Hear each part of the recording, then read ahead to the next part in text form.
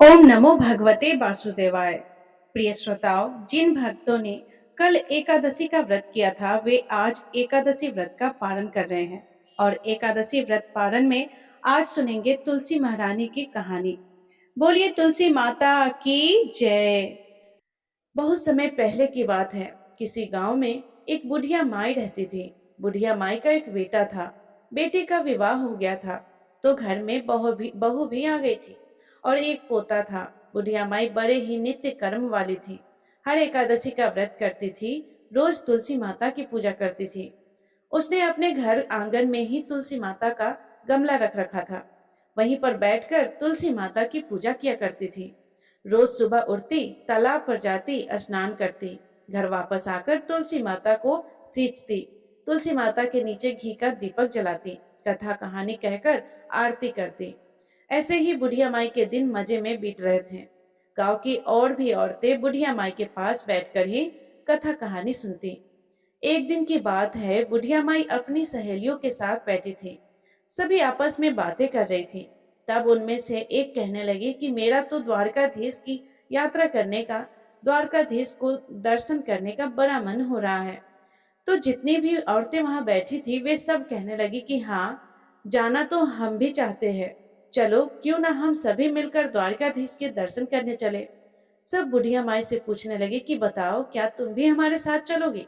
अब बुढ़िया माई ने सोचा कि मन तो मेरा बहुत है द्वारकाधीश के दर्शन करने का, लेकिन मैं ऐसे कैसे हाँ कर दूं। पहले बेटे से पूछना पड़ेगा तब कहना पड़ेगा। तो बुढ़िया माई अपनी संग सहेलियों से कहने लगी कि मैं तुमसे अभी कुछ नहीं कह पाऊंगी। शाम को मेरा बेटा आएगा, उससे पूछूंगी तब मैं तुम्हें कल बता दूंगी। तो सभी औरतें चली गई। शाम को बुढ़िया माई का बेटा जब घर पर आया तो बुढ़िया माई अपने बेटे से कहने लगी कि बेटा, मेरा तो द्वारकाधीश के दर्शन का बड़ा मन कर रहा है। मेरी सारी सहेलियां द्वारकाधीश की यात्रा पर जा रही हैं। मेरा भी बड़ा मन है। तो बेटा कहने लगा कि कोई बात नहीं माँ, अगर आपका मन कर रहा है द्वारकाधीश के दर्शन करने का तो आप भी चले जाओ। मैं आपकी यात्रा का सारा प्रबंध कर दूंगा। बेटे के मुंह से ऐसी बातें सुनकर बुढ़िया माई तो खुश हो गई। द्वारकाधीश का धन्यवाद करने लगी और कहने लगी कि बेटा, लेकिन केवल इतनी सी बात नहीं है, मुझे एक और बात की चिंता है।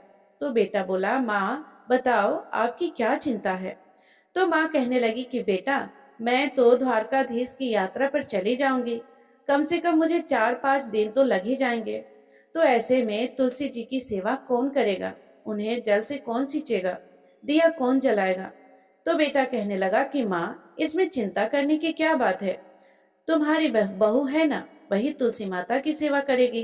घर का सारा काम भी तो करती है, तो तुलसी माता में जल भी दे देगी, दिया भी जला देगी और तुलसी माता की पूजा भी कर लेगी।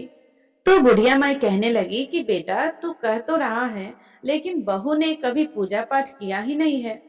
तू एक बार पूछ कर आ कि क्या वह मेरी तुलसी माता की पूजा कर लेगी। तो बेटा कहने लगा, ठीक है माँ, तुम्हारी तसल्ली के लिए मैं तुम्हारी बहू से पूछ कर आता हूँ। अब बुढ़िया माई का बेटा अपनी पत्नी के पास गया और जाकर बोला कि मेरी माँ द्वारकाधीश की यात्रा पर जाना चाहती है, लेकिन उन्हें चिंता है कि उनके पीछे से तुलसी माता की पूजा कौन करेगा। क्या तुम तुलसी माता की पूजा कर लोगी। अब बहू ने मन ही मन में सोचा कि अगर मैंने मना किया तो मेरे पति ही मुझसे नाराज हो जाएंगे। तो वह अनमने से मन से कहने लगी कि हाँ हाँ, क्यों नहीं करूंगी, घर का सारा काम करूंगी तो तुलसी माता की पूजा करने में मुझे भला क्या परेशानी होगी। अपनी पत्नी की बात सुनकर बेटा भी खुश हो गया। अपनी माँ के पास आकर बोला कि माँ, देखा, मैंने कहा था ना कि तुम बेकार की चिंता कर रही हो। तुम्हारी बहू ने कहा है कि मैं तुलसी माता की पूजा और सेवा कर लूंगी।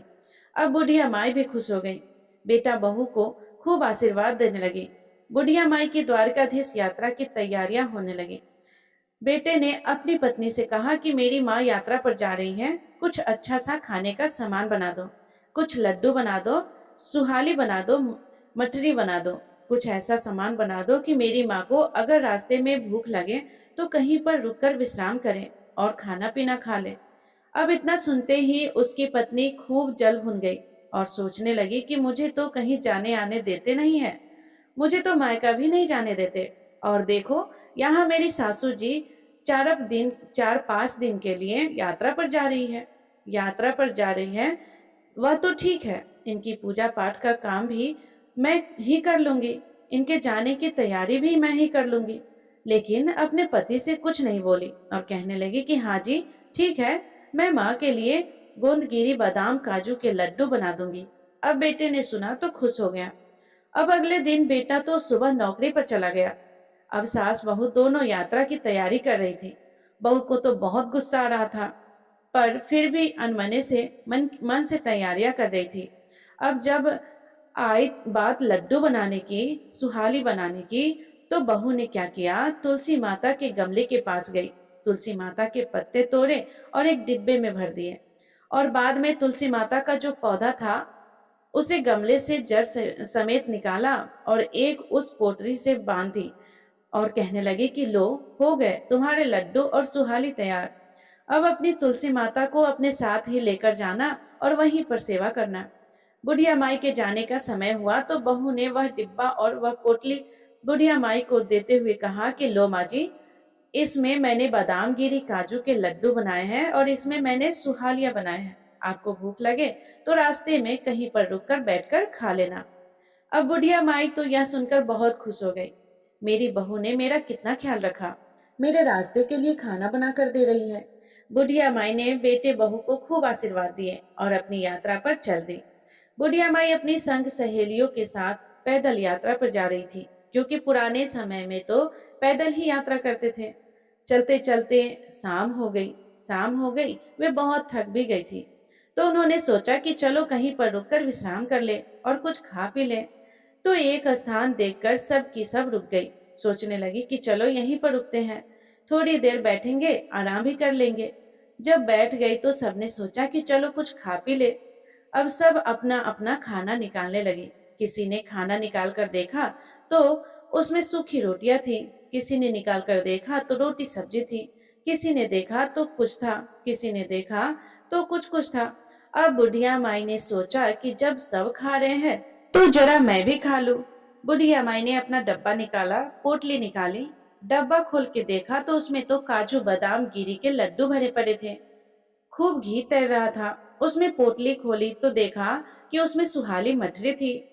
बुढ़िया माई तो देखकर खुश हो गई। बुढ़िया माई ने द्वारकाधीश भगवान को प्रणाम किया और द्वारकाधीश भगवान को मन ही मन वहां से भोग लगाया और भोग का जो लड्डू था, सुहाली था, उसे अलग रख कर दिया और उसके बाद अपनी संग सहेलियों से कहने लगी कि आओ बहन, तुम भी भोजन कर लो।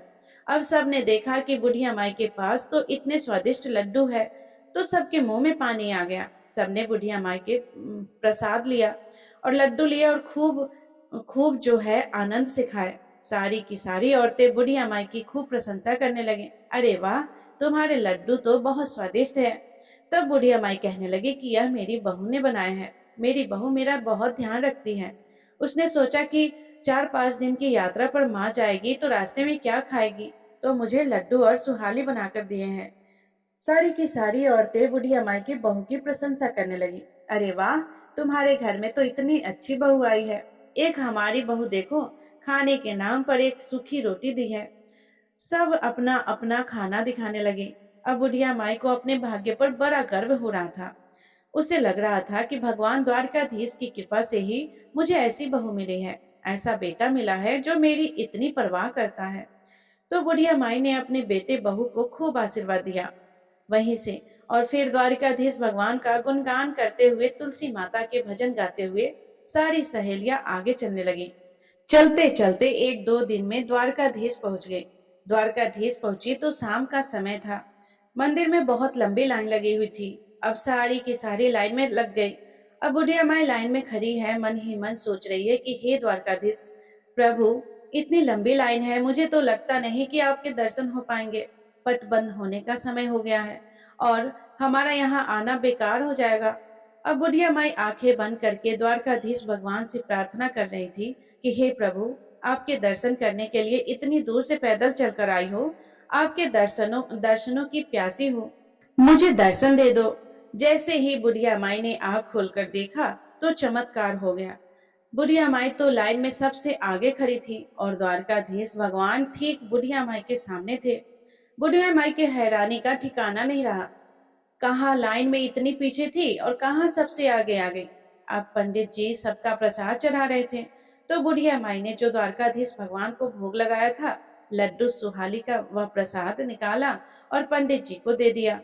भोग लगाने के लिए अब सोचने लगी कि यहाँ पर तो इतनी अच्छी अच्छी मिठाई, इतने अच्छे अच्छे भोग रखे हुए हैं, मेरी लड्डू सुहाली का कहाँ नंबर आएगा भोग लगाने का। वह मन ही मन भगवान से प्रार्थना करने लगी कि हे प्रभु, यह जो भी प्रसाद है मैं लाई हूँ, इसका आप भोग लगाओ। तभी अचानक से फिर से चमत्कार हो गया। बुढ़िया माई ने देखा कि पुजारी जी ने जो उसने लड्डू सुहाली का प्रसाद दिया था, ले जाकर सबसे आगे द्वारकाधीश भगवान के सामने रख दिया। और बुढ़िया माई को ऐसा भाव आया कि ऐसा प्रतीत हुआ जैसे द्वारकाधीश भगवान बड़े प्रेम से उसके लड्डू का भोग लगा रहे हैं। बुढ़िया माई बहुत प्रसन्न हुई, प्रभु ने मेरा भोग स्वीकार कर लिया। द्वारकाधीश मंदिर के जो पुजारी थे, सबको जब प्रसाद देने लगे तो उन्होंने बुढ़िया माई को भी प्रसाद दिया। बुढ़िया माई ने अपना पल्लू पसार कर प्रसाद ले लिया। हाथ जोड़कर सोचने लगी कि प्रसाद को घर लेकर जाऊंगी, अपने बेटे बहू पोते सबके साथ मिलकर खाऊंगी, क्योंकि द्वारकाधीश भगवान का प्रसाद है, उनका आशीर्वाद है, सबको मिलना चाहिए। तो उसने वह प्रसाद जो डिब्बा लेकर आई थी, जिसमें लड्डू भर के आई थी, उसी में रख दिया। अब बुढ़िया माई मंदिर से बाहर आ गई तो अपनी सहेलियों का इंतजार करने लगी कि वे भी दर्शन करके बाहर आ जाए। थोड़ी देर के बाद सभी सहेलियां भी बाहर आ गई और आकर कहने लगी कि अरे भाई, बहुत भीड़ थी, हमें तो बहुत घबराहट हो रही थी, हमें तो दर्शन भी नहीं हुए। कोई कह रही थी कि मुझे तो बस थोड़े से दर्शन हुए। सबके सब अपनी अपनी बातें बात कर रही थी और बुढ़िया माई जो थी मन ही मन मुस्कुरा रही थी, भगवान का धन्यवाद कर रही थी और कहने लगी कि मुझे तो द्वारकाधीश भगवान के बहुत अच्छे दर्शन हुए हैं, और केवल दर्शन ही नहीं हुए हैं, भगवान ने तो मेरा प्रसाद भी ग्रहण किया है। इस तरह से बुढ़िया माई अपनी सहेलियों के साथ द्वारकाधीश भगवान की यात्रा करके अपने गांव की तरफ वापस चल दी। चलते चलते अपने घर पहुंच गई। उसने घर आकर अपने बेटे बहू को आवाज लगाई। बेटा अंदर से आया। उसने माँ के पैर छुए और पूछने लगा कि माँ कैसी हो, यात्रा कैसी रही। तो बुढ़िया माई ने अपने बेटे को खूब आशीर्वाद दिए और कहने लगी कि बेटा, मेरी यात्रा तो बहुत अच्छी रही, मुझे तो बहुत अच्छे से दर्शन हुए। फिर चारों तरफ देख के कहने लगी कि बेटा, बहू तो दिखाई नहीं दे रही है। तो कहने लगा कि माँ, पहले तुम पानी पियो और आराम से बैठ जाओ, बहू के बारे में बाद में पूछना। बुढ़िया माई ने सोचा कि बेटा बेटा तो बात टाल रहा है, इसका मतलब कुछ गड़बड़ जरूर है। तो बुढ़िया माई कहने लगी कि बेटा, मैं बैठूंगी भी बाद में और पानी भी बाद में पी लूंगी, पहले तो मुझे यह बता कि मेरी बहू कहाँ है। तो बेटा कहने लगा कि माँ, मैंने उसे घर से निकाल दिया है। तो बुढ़िया माई बोली कि बेटा, यह तूने क्या किया? मैं जो द्वारकाधीश की यात्रा पर गई थी, तो तूने पीछे से बहू को घर से निकाल दिया। ऐसा क्या हो गया था जो तूने मेरी बहू को निकाल दिया? मेरी बहू तो बहुत संस्कारी थी, इतनी अच्छी थी। तो बेटा कहने लगा कि माँ, तुम अपनी बहू को नहीं जानती, उसने तेरे साथ बहुत बड़ा धोखा किया है। मैंने उससे कहा था कि मेरी माँ यात्रा पर जाएगी तो उसके लिए खाने का सामान बना देना। उसने क्या किया कि तुलसी के पत्ते तोड़ तोड़ कर डिब्बे में भर कर रख दिए। तो बुढ़िया माई कहने लगी कि नहीं बेटा, मैंने डिब्बा खोल कर देखा तो उसमें तो काजू बादाम के लड्डू थे। वे लड्डू मैंने भी खाए और अपनी सहेलियों को भी खिलाए।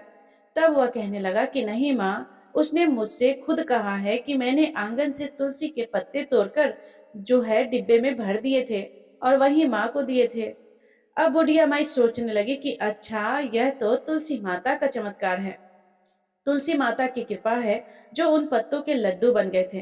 तो बेटे से कहने लगी कि कोई बात नहीं बेटा, बहू ने ऐसा किया, उसने गलती की, लेकिन उसी के कारण मुझे द्वारकाधीश भगवान के दर्शन भी हुए। बेटा, मेरे साथ तो इतने चमत्कार हुए कि मैं तुझे क्या बताऊं। जब मैं द्वारकाधीश के दर्शन करने के लिए गई, मंदिर में गई, तो लाइन में बहुत पीछे खड़ी थी।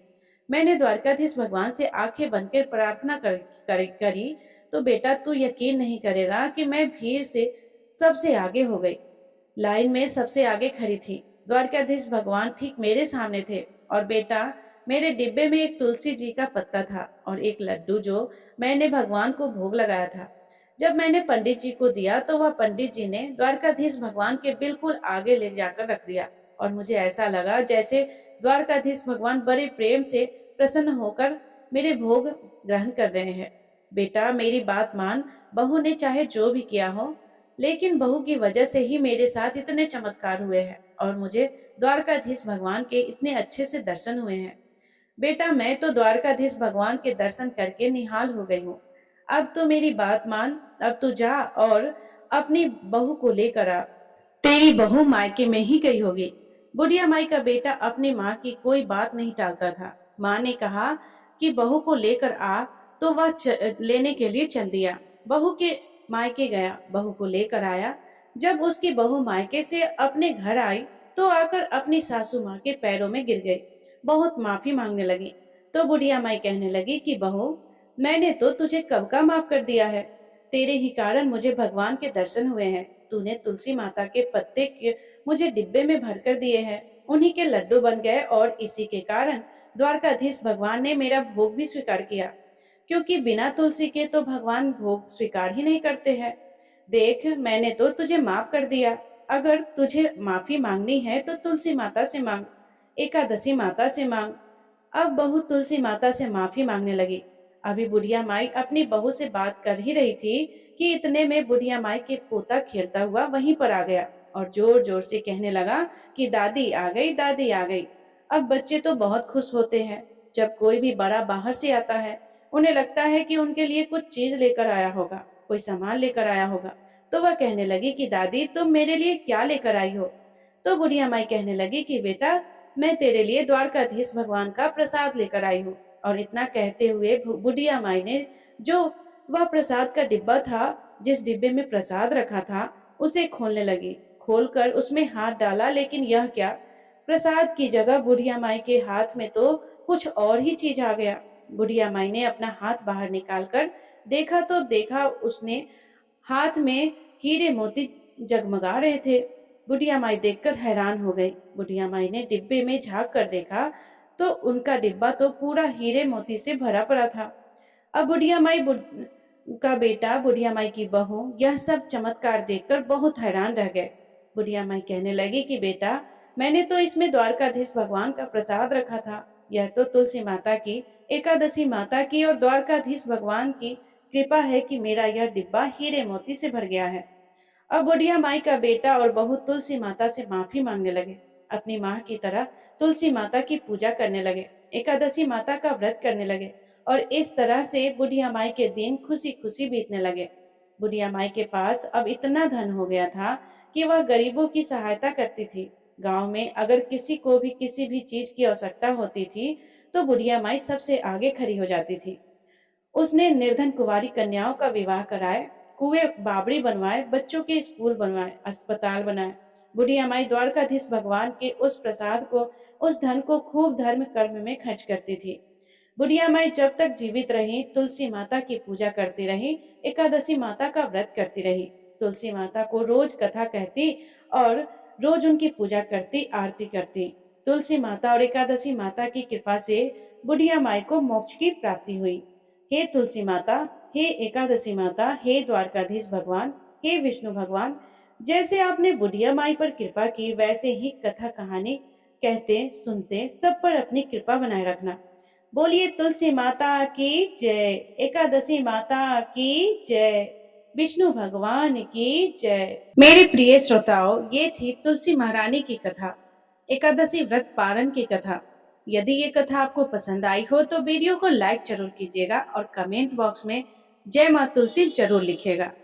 और यदि आप चैनल पे नए हैं तो चैनल को सब्सक्राइब करके बेल आइकन बटन को प्रेस जरूर कर लीजिएगा।